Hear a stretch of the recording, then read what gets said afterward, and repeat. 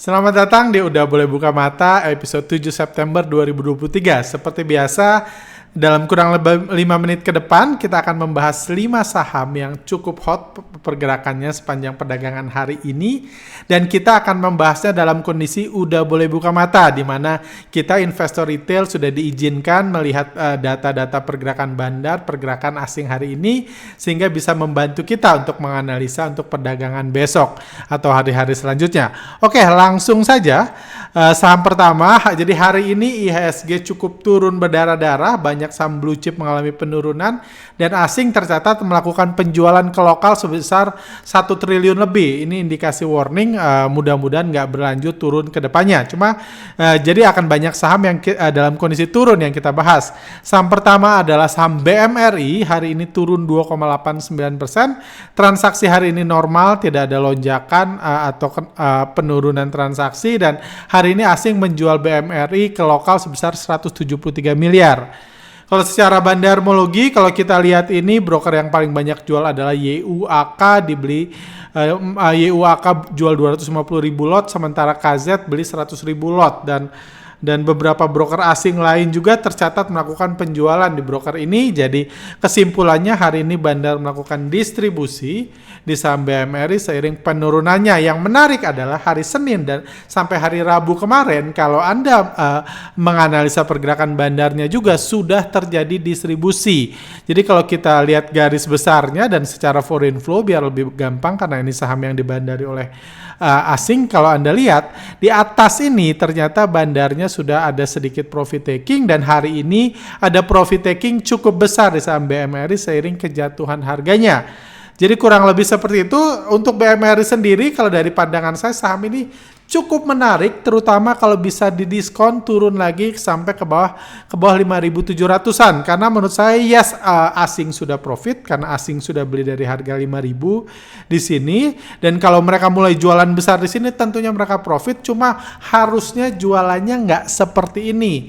Harusnya jualannya nggak main banting kayak gini, jatuh malah, karena kalau jatuh seperti ini seringkali lokal jadi panik, dan lokal yang panik biasanya nggak mau jadi ganjel yang baik atau memberikan uangnya untuk profit taking asing. Asing sendiri baru profit taking berapa tadi, 173M. Menurut saya masih akan ada rebound, tapi kalau besok ada kepanikan lanjutan di bawah 5.700, kemungkinan saya masuk. Kebetulan waktu itu saya udah profit taking di saham ini. Cuma profit takingnya agak kecepatan, kalau nggak salah paling tinggi di 6.000 saya jual. Kalau 5.700 lumayan nih, balas dendam, saya bisa beli lagi, dan siapa tahu nanti rebound lagi sambil asingnya lanjut profit taking supaya lokalnya pun happy kan, optimis seperti itu. Lanjut, kedua adalah saham Excel, harga sahamnya turun luar biasa 8,1%. Rata-rata transaksi naik 1,26% hari ini, dan ini dibanding lokal dan asing. Ini menarik, jadi ini deja vu, ini pembahasan di Telegram kami, di mana ini ketika ada keluar berita mau merger, jadi ingat merger Gia dan siapa, Waskita atau siapa saya lupa, yang heboh juga ketika berita-berita merger ini malah harga sahamnya dibanting seperti itu.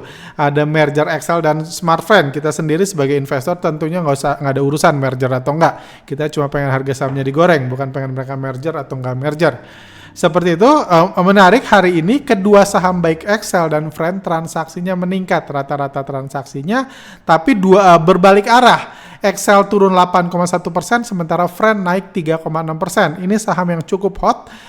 Kalau secara foreign flow sebenarnya Excel sudah lama jadi lirikan atau sudah lama diikuti pergerakan asingnya oleh pengguna foreign flow, yang karena kita lihat akumulasi asing sebenarnya sudah berlangsung cukup lama di saham Excel. Harga sahamnya naik, terus bergerak naik, dan hari ini mengalami kejatuhan seiring rilis beritanya kemarin.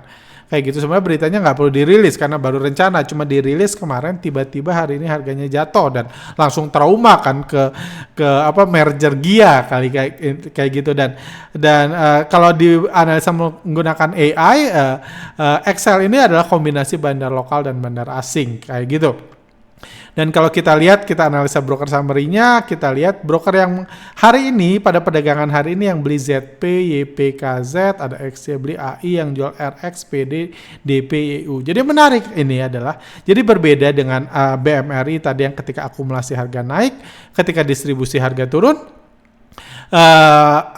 Ketika ini kalau Excel ketika akumulasi naik, pas turun pun masih ada akumulasi. Secara bandarmologi juga tidak ada indikasi profit taking di saham ini, dan sejak awal minggu Bandar terus masih melakukan akumulasi. Sebelum berita merger pun mereka masih melakukan akumulasi. Jadi ini saham yang juga akan jadi lirikan saya, apalagi kalau ada diskon atau di harga saat ini pun menarik untuk dilirik bagi yang belum punya.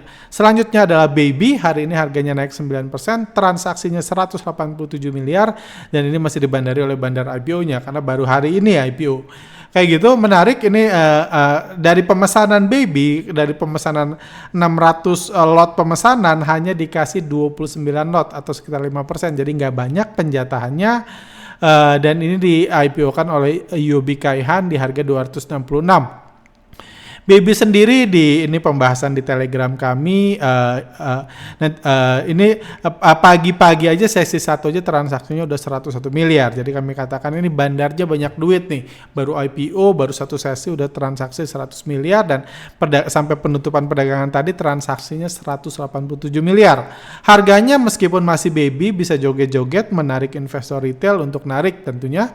Naik turun, dan setelah mata kita boleh dibuka hari ini, kita lihat broker-broker retail ada YP, KK, XL, XC, NI, PD berhasil dikarungin, dan yang ngarungin siapa? Ada broker IN dan CP. Pembelajaran tambahan bagi Anda yang pengen belajar bandarmologi IPO, underwriter itu nggak harus jadi penjual terbesar, dia bisa oper ke rekanannya di broker lain. Dan ini mereka IN berhasil jualan 323.000 lot, dan investor retail berbondong-bondong beli di harga atas untuk membantu merealisasikan Bandar merealisasikan profitnya. Ini bagus banget tentunya buat Bandar dan buat rantai makanan bursa. Seperti itu. Hal lain, jadi so far terjadi distribusi, harga naik, goyang-goyang, terjadi distribusi profit taking Bandar di harga atas.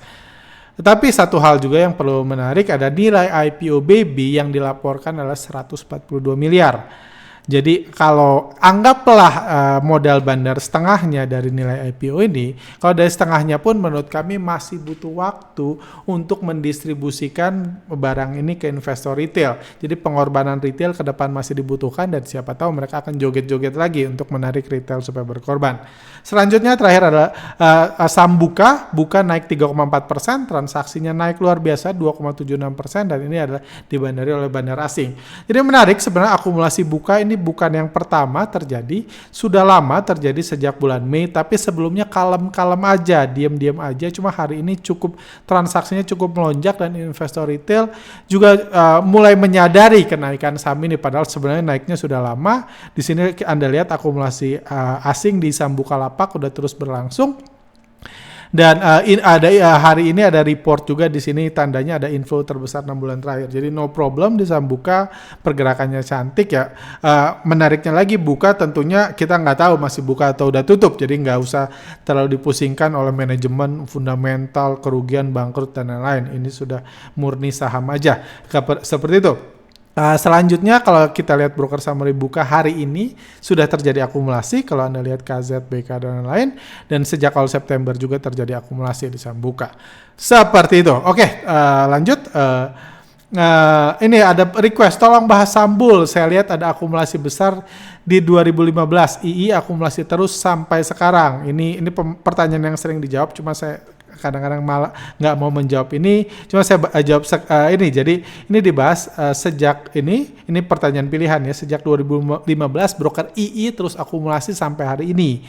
Saya highlight aja ini di tahun 2022 itu harganya naik turun, volumenya kayak sisir.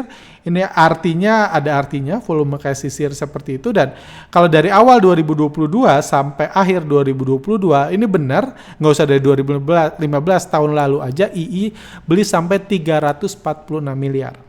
Jadi bayarnya II, tapi pembelian itu ketika ada yang membeli harus ada yang menjual juga. Yang menjual adalah HD, AN, FS, CP, TS, YJ, XA, IN. Jadi sama-sama bukan retail. Yang Bandar yang beli bukan retail, yang jual pun bukan retail. Jadi ini kalau gini nggak selalu akumulasi. Mungkin Bandar, kalau dalam kasus ini Bandarnya cuma oper-operan aja sesama mereka. Kayak gitu. Kenapa terjadi kayak gini? Kalau dianalisa pakai AI, ini langsung mengatakan besar kemungkinan saham ini sedang repo. sedang repo, ya Anda googling sendiri, cari sendiri. Saya sudah lama diminta menjelaskan repo itu gimana, saya cuma berani jelaskan di workshop, nggak di umum, karena saya tahu saham-saham repo itu source of income besar bagi bursa efek, bagi bandar, bagi sekuritas, jadi saya nggak mau ngejelek-jelekin itu, apalagi di forum umum, nanti diblokir juga ini website YouTube ini, seperti itu. Jadi silahkan cari pembahasan tempat lain, dan dari tools juga ini broker-broker yang biasa dipakai oleh big playernya, pemilik-pemiliknya ada TS, II, CP, FS, semuanya bukan retail dan semuanya cuma oper-operan antar mereka. Seperti itu. Jadi kuncinya adalah saham repo, jangan pedulikan II, karena di saham repo ini bandar bukan cari capital gain, bukan beli retail, beli dari cut lossan retail di bawah, jual di atas, beli lagi di bawah, bukan gitu. Bandar di saham repo punya cara lain untuk cari untungnya. Seperti itu, makanya volumenya seperti sisir.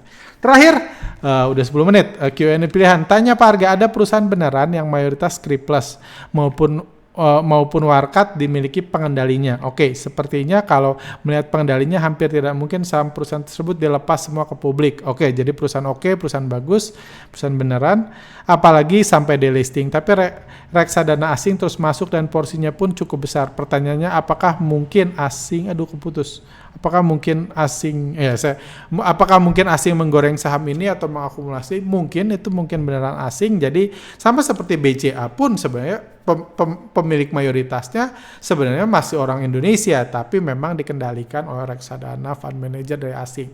Jadi biasanya kalau dalam kondisi kayak gini butuh ada hubungan yang baik antara owner dengan mereka yang akan menyetir. Tentunya kalau Anda punya mobil dan disewain misalnya disewain ke drivernya bule pun sebagai pemilik mobil dan driver harus punya hubungan yang baik. Jadi mungkin aja nggak ada yang masalah. Oke, seperti itu aja. Silakan bagi ada yang mau bertanya, akan saya ada sesi saham pilihan. Bagi Anda yang mau follow ini kami, silahkan di sebelah sini ya. Silahkan follow, kalau ini ada Telegram dan Instagram kami. Oke, see you next time.